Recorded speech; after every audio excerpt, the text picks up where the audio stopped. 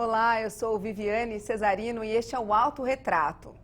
Bom, o nosso programa fala de política sim, mas prefere falar do político mesmo.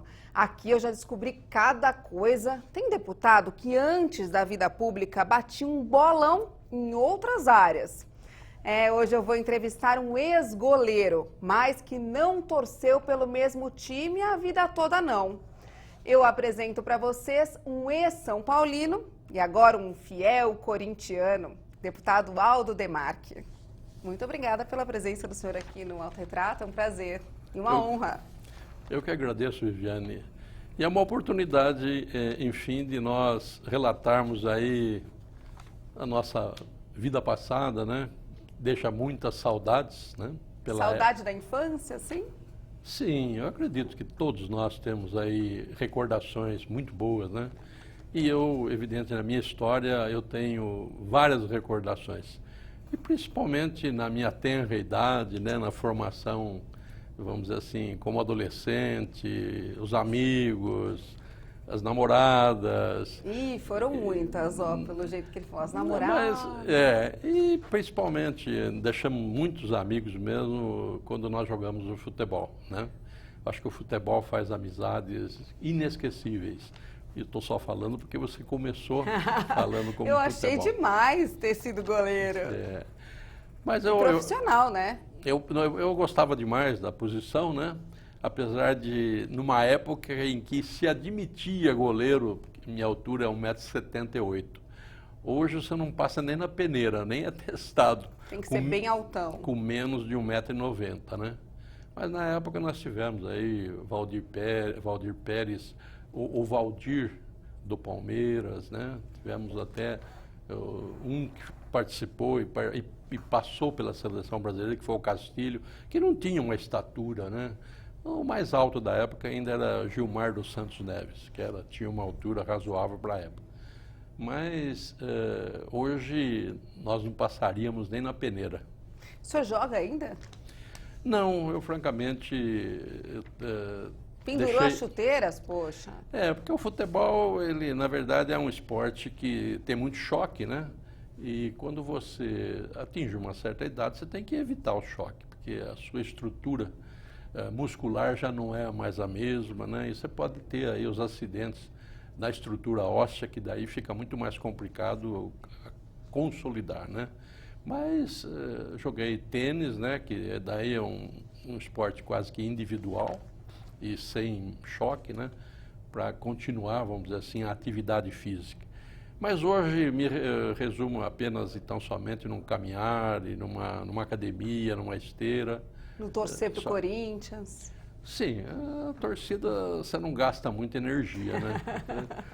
O necessário hoje é você queimar um pouco daquilo que, vamos dizer, das calorias que você ingere, né? É verdade. Agora, deputado, futebol ensinou, assim, alguma coisa para política, sim, para a vida política? Olha, eu posso dizer que é uma somatória, né, de ações, de passagens da sua vida que, no fim, deságua e você fazendo uma análise hoje. Eu acho que o futebol foi importante porque fiz muitos amigos, né? Eu defendi alguns clubes e todo lugar que você passa, você deixa amizades assim, bastante consolidada, forte, né? Acho que também de você aprender a ganhar e também perder, isso é importante. E na política não é diferente, né? Então eu posso garantir que realmente essa passagem pelo futebol, ela deixou algo que aprimorou essa minha vocação política, né? Mas foi uma somatória, foi na passagem minha pelas escolas, foi minha passagem pelos centros acadêmicos que eu dirigi, né? Na faculdade. Foram também, posso lhe garantir que a primeira forma que eu fui despertado quase que para a política, eu tinha 11, 12 anos de idade e eu fui seminarista. Lá em Rio Claro? Não, eu fui seminarista em Sorocaba e Campinas. O senhor nasceu em Rio Claro? Nasci em Rio Claro. Aí o que aconteceu é que dentro lá do seminário, eu fui escolhido, porque havia uma divisão, né, de menores, médios e maiores, que você não podia se misturar, né? Na verdade, eu acabei sendo eleito, né, ou designado como o prefeito dos menores.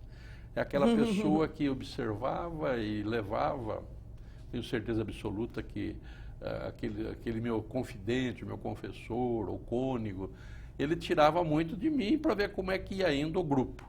Então, se eu fui escolhido naquele momento para ser líder de um grupo dentro, hoje eu percebo que já existia uma certa vocação. Com certeza. Não para padre, porque eu fiquei apenas 3 anos no seminário. Mas para a vida pública, para a vida política, para a vida, vamos dizer assim, dentro da liderança. Porque depois, no fim, eu tive também várias outras passagens, né, inclusive na escola, né, no básico, onde eu fui presidente do diretório acadêmico, tanto na Escola Técnica Getúlio Vargas, como também na Escola Superior, né, na escola quando eu fiz Administração e Economia, no ISCA. Também participei do diretório acadêmico. E você, para isso, você tem que ser escolhido, né, pelos amigos, né, pelos colegas. Então, tudo isso foi fazendo com que eu despertasse realmente para a vida pública.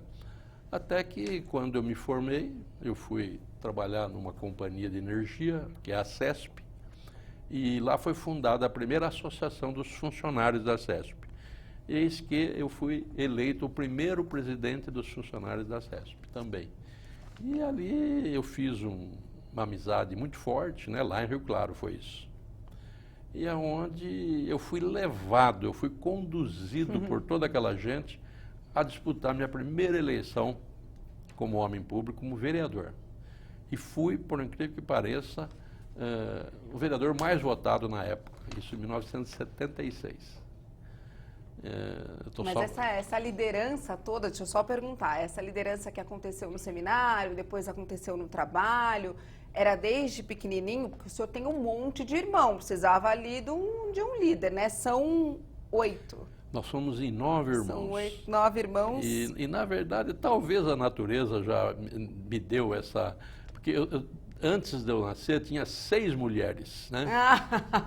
Você imagina a hora que eu nasci, como é que meus pais devem ter ficado radiantes, porque é o primeiro varão, né? O primeiro homem, né? E fui tratado, acho que, de uma forma especial. Foi mimado. Foi. E devo isso também muito à minha mãe e meu pai também, que teve... Meu pai também teve uma vida pública, meu pai teve 5 mandatos de vereador lá no interior. Seu Isidoro? Meu pai teve 5 mandatos de vereador, dos 5, 2 ele foi presidente da Câmara dele, né? Então ele tinha uma veia política. E também quando novo, na minha casa, eu me lembro que passou muitos políticos de renome, né? Por causa que meu pai era político, né? Numa cidade pequena. Passou lá Jânio Quadro, me lembro perfeitamente, eu era muito menino ainda, né? Passou Carvalho Pinto. Na casa? Na minha do casa. Do senhor, tipo, jantando assim? Na minha casa. Ou tomava um café, um lanche. Então eu ouvia muito, né, dessas pessoas. E também um exemplo meu foi um deputado da minha cidade, que teve 5 mandatos aqui na Assembleia Legislativa, que é José Felício Castellano, o Gicho, que hoje está no SESI. E ele é que era muito amigo do meu pai, porque ele está hoje com 88 Mas anos. ele lembra tudo, viu? Porque a gente já entrevistou ele aqui no Memórias do Poder Legislativo. Ele tem uma memória excelente. Uma cabeça fantástica, uma memória fantástica. E, na verdade, é o seguinte, ele foi para mim o norte na vida pública. Que bacana saber disso. Ele foi o norte. Uma pessoa correta, uma pessoa que fez da vida pública um sacerdócio, na verdade, né? Ele sempre serviu, nunca se autosserviu. Serviu da política. Da política.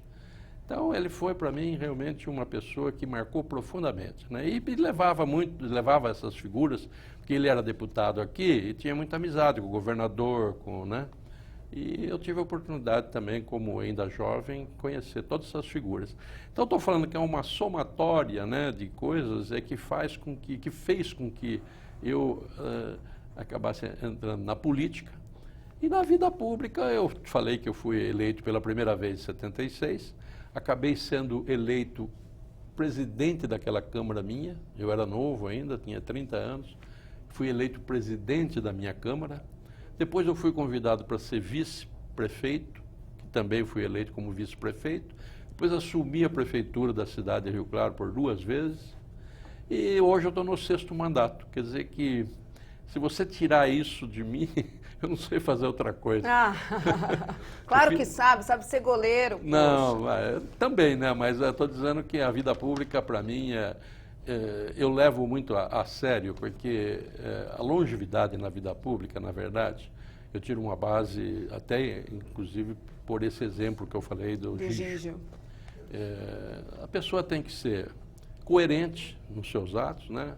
Eu sempre tive uma coerência com meus princípios, com a minha ética, nunca mudei pela formação que meus pais também me deram, né?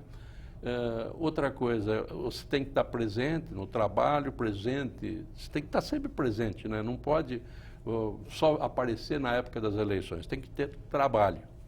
E você ser muito sincero.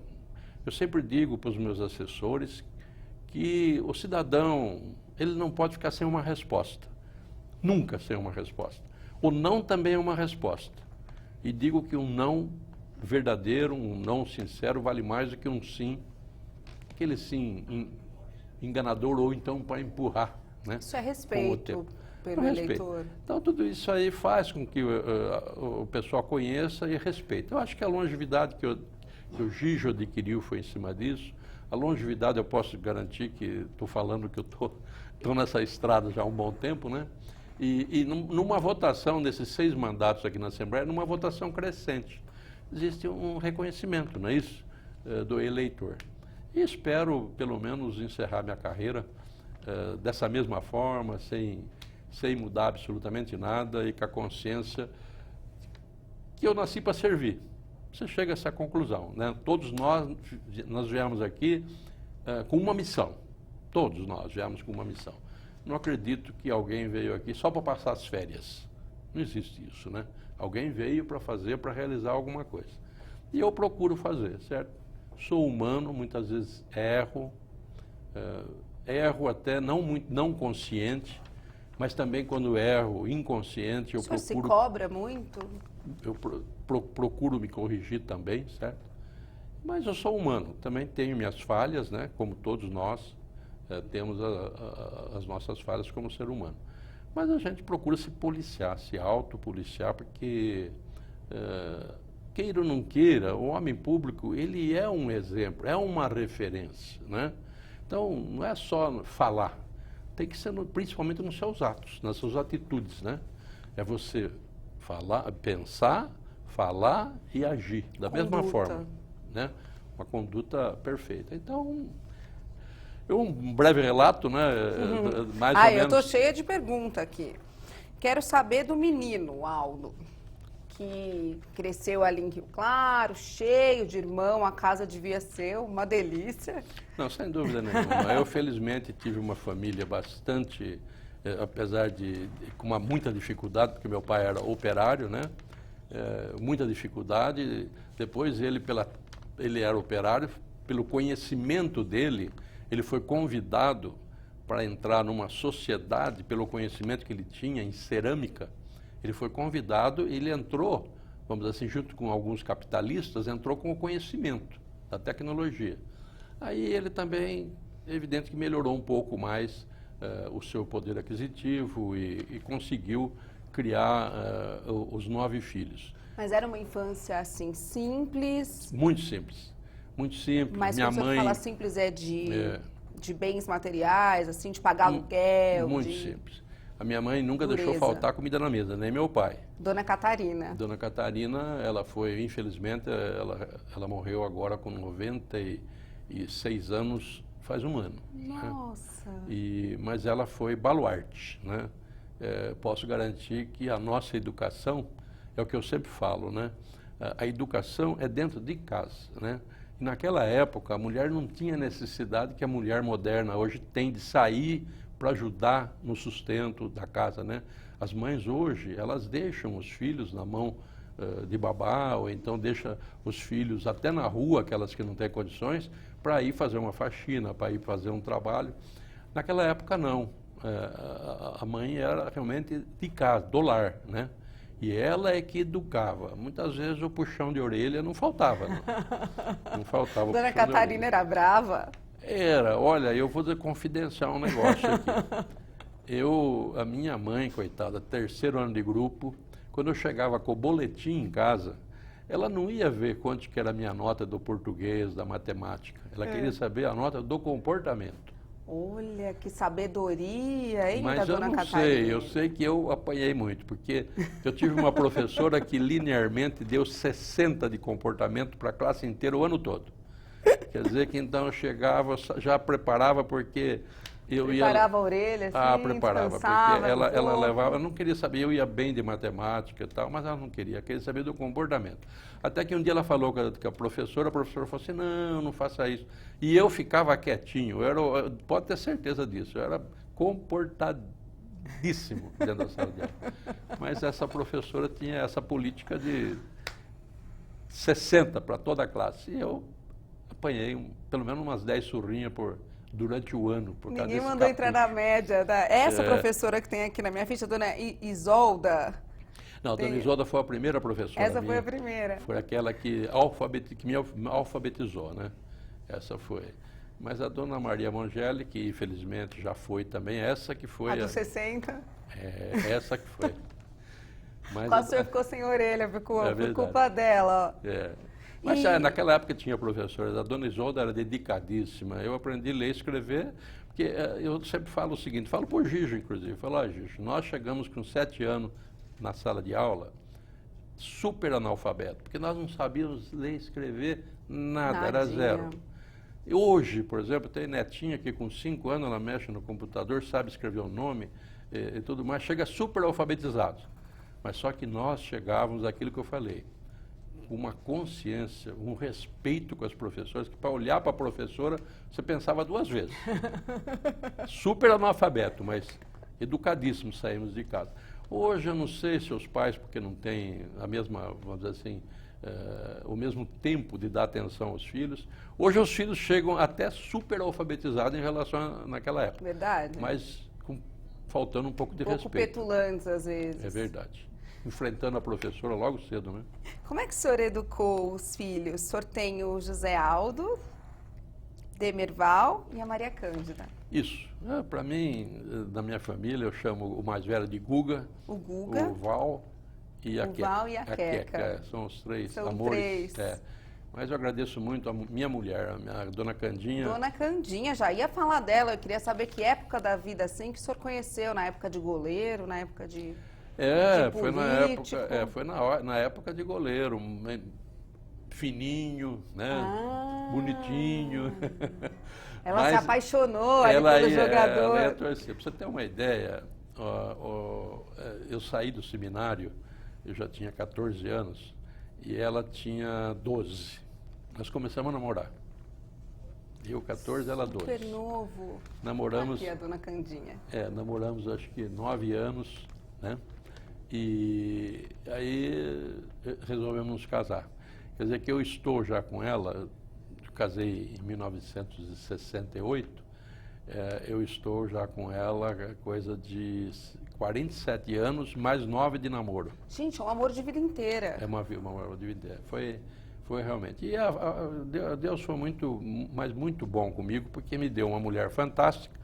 Porque você sabe que mulher de homem público, se ela não for compreensiva, se ela não tiver um entendimento de que muitas vezes a ausência do lar, você tem realmente, você tem uns compromissos. Se você não tiver, e eu felizmente ela tem também essa veia política, tanto que ela acabou sendo vice-prefeita da cidade também, né? Ela tem um trabalho na área social fantástico, né, dona Candinha? E me deu 3 maravilhosos filhos. Que o senhor olhava o boletim deles, que nem a dona Catarina fazia? Eu, francamente, nunca. Francamente, nem comportamento, nem ciências, nem matemática. Não, eu olhava mais no desenvolvimento realmente do conhecimento da matemática, do português, né? Isso sempre nós nos preocupamos. O comportamento... Agora tem o seguinte, né? Eu acho que eu devo muito à educação deles, a minha esposa Candinha, que apesar de professora, excelente professora, ficou 28 anos dentro da sala de aula. Hoje ela encontra a moçada, né, que foi aluno dela, todos se lembram da dona Candinha, foi uma excelente professora, né? E, na verdade, ela como educadora, né, não apenas como... Porque o professor, ele não educa, né? O professor passa informações, né? Mas, ao mesmo tempo, a Candinha, além de passar as informações, ela estudava com eles e tudo como professora, ela soube também passar os valores éticos, morais, né? De respeito. Para os três. Eu, felizmente, tenho 3 filhos maravilhosos. O primeiro me deu 4 netinhas, 4. O segundo me deu 1 netinha. E a minha filha me deu 2 netinhas. São 7. Só mulher? Só mulher. Lá 7 meninas? É um harém. Gente, esse vô deve ser tudo, então, de mimado. É fantástico. Você pode crer uma coisa. Eu não posso dizer porque... Mas elas são uma doçura, né? Todas elas, assim... mulher é um pouco mais fácil de a gente se tratar, né? O senhor acha? Ah, eu acho.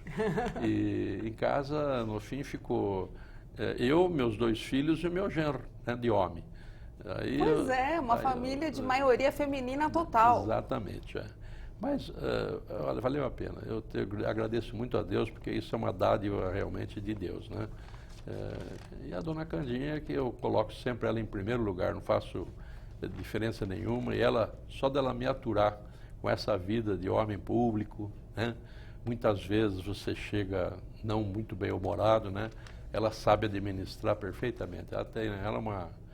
É que nem diz meus amigos, você casou com uma santa. Quem que tá nessa foto, deputado?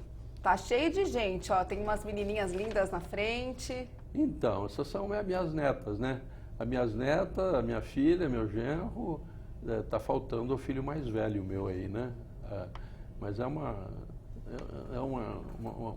pleia de seres humanos fantástico, né? O Val tá ali do lado, a Queca ali com o marido, né? Com o genro, e tem ali minhas netas, né? A Vitória, a dona Candinha lá, olha o tamanho da dona Candinha. Mas tá ali a Isadora, dona Candinha tem cara de professora a Larissa, mesmo, né? A Camila, a Manuela. Tá faltando uma parte ainda aí, mas para mim é tudo. É tudo. Fantástico.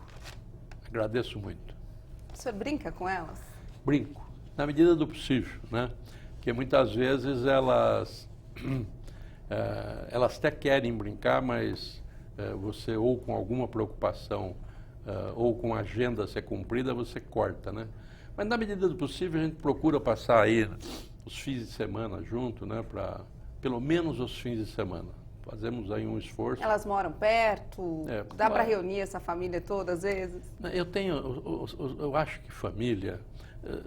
Nossa sociedade está vivendo um problema seríssimo, tá? Principalmente eu que vivi toda essa época. Eu acho que tem 3 colunas aí que são sustentáculos, né? E que estão ruindo. Por isso que a sociedade está combalida aí no comportamento, né? Primeiro, eu acho que as famílias hoje, elas muitas vezes o par casa, tem frutos, se separam no 2º, 3º ano, e aí ou o pai acha que a mãe é que tem que educar, ou a mãe acha que o filho, que o pai tem que educar, e no fim a criança, ela não tem culpa nenhuma, ela acaba, né, se perdendo. Acho que a família, em primeiro lugar.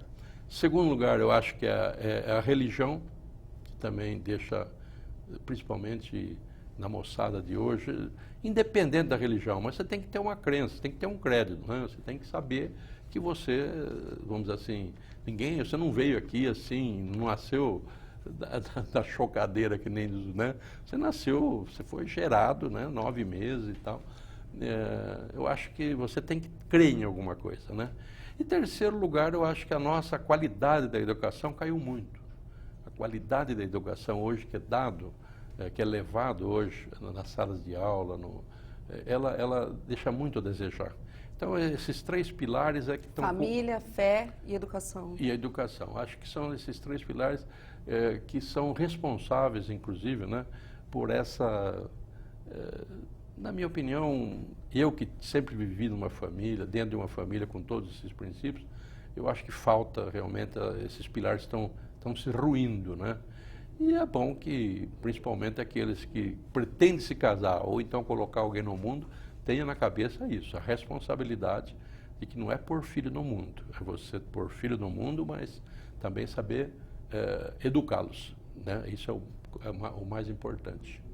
Até porque compromete a vida toda, né, da criança. E a família que fica, né? Eu, por exemplo, como homem público, eu sei, a vida que eu estou vivendo, apesar já de ter vários mandatos, isso é passageiro, né? Isso é passageiro, né?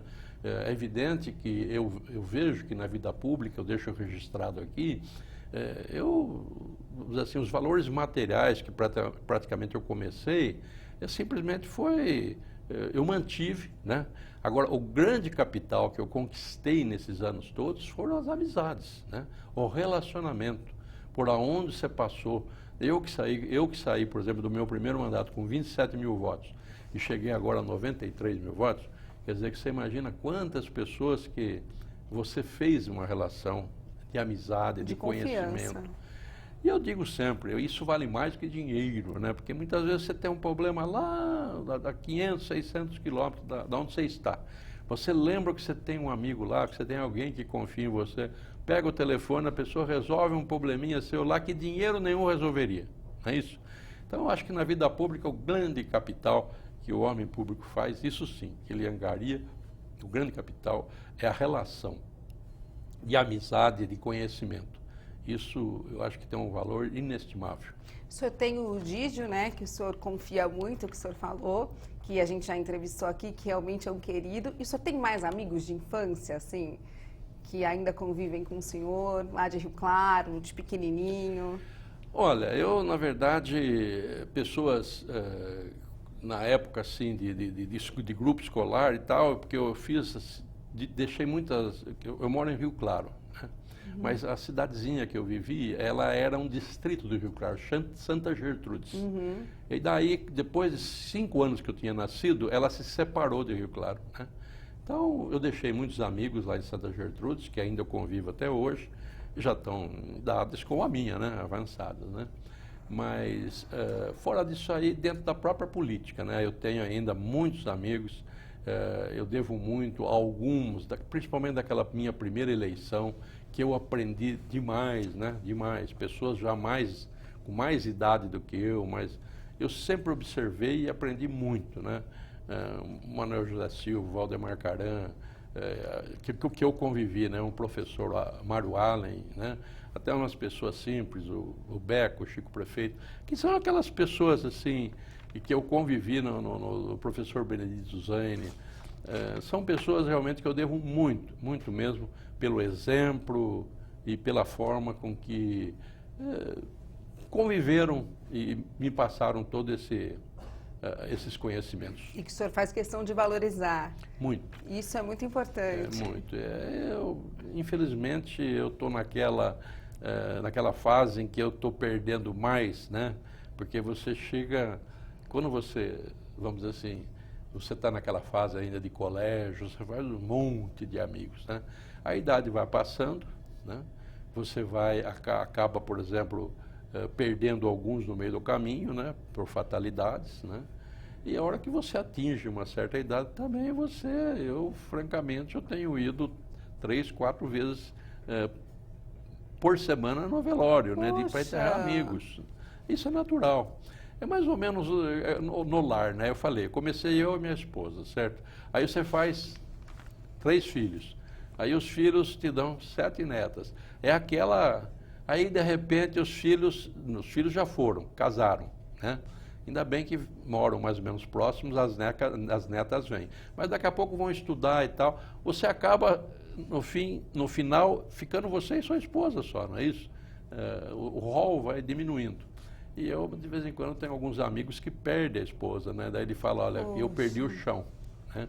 Porque, no fim, a grande amizade, a grande compreensão é realmente aquela que é a sua esposa, né? Ou então é seu marido. E a hora que você perde, é que nem diz os meus amigos, você perde o chão. Eu imagino que não deve ser fácil. Bom, eu agradeço o senhor por ter dividido tanta história boa com a gente. Um beijo para a dona Candinha, né? Foi tão elogiada aqui. Mas eu falei só para registrar o seguinte. A primeira decepção que eu dei no meu pai era São Paulino roxo. Ah, é? Certo? E eu, em 54, eu fiz 10 anos, o Corinthians ficou campeão do quarto centenário. E eu virei de São Paulino para corintiano, só para aqueles que não conhecem a história. Foi a primeira decepção que eu dei para meu pai, né? Porque meu pai era São Paulino daqueles de coração. Aí eu virei corintiano e hoje eu sou corintiano e na minha casa se dividiu. Muitos foram para ser São Paulino, outros corintiano.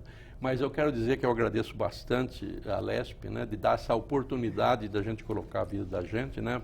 Mais detalhes, gostaria até de falar um pouco mais, porque passa tão depois rápido, é né? verdade.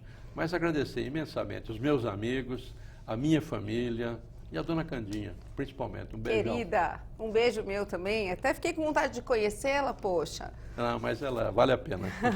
Olha, que bom que o senhor mudou de time, mas não mudou de ideal. Que isso que é importante. Isso é verdade. Obrigada. É isso, o Autorretrato fica por aqui. Muito obrigada pela sua audiência. Até a próxima.